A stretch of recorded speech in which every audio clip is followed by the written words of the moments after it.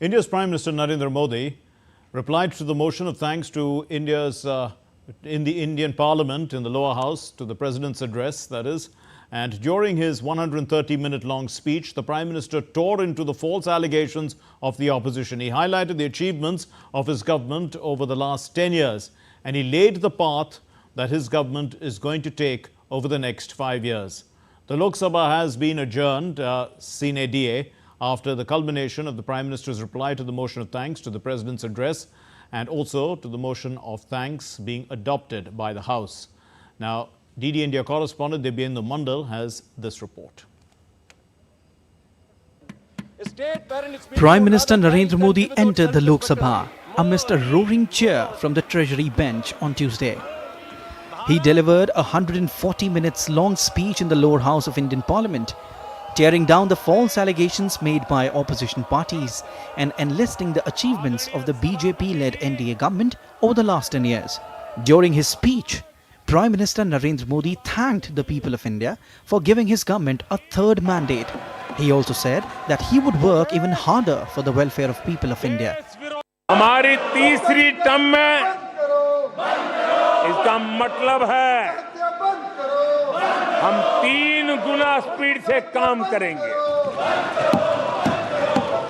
हमारी तीसरी टर्म का मतलब है हम 3 गुना शक्ति लगाएंगे।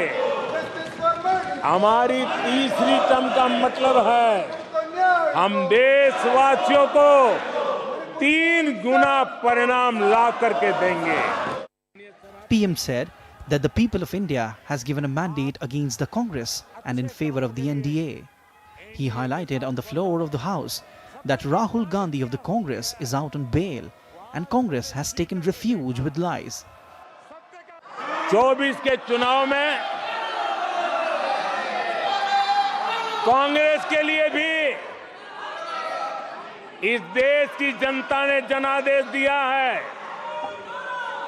और इस देश की जनादेश है कि आप वहीं बैठिए। कांग्रेस के इतिहास का ये पहला मौका है जब लगातार 3 बार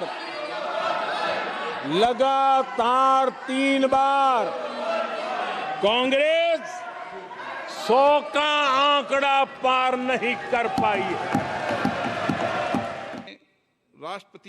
In an unprecedented manner, the Lok Sabha was held at ransom during the PM's speech in a move never seen before. The opposition parties jumped to the well of the House while the PM was speaking. While the Speaker kept reprimanding the opposition for their unparliamentary behavior, the PM requested the Speaker to look into the matter seriously. Defence Minister Rajnath Singh also moved a resolution in the House, seconded by Union Home Minister Amit Shah, condemning the behavior of the opposition parties.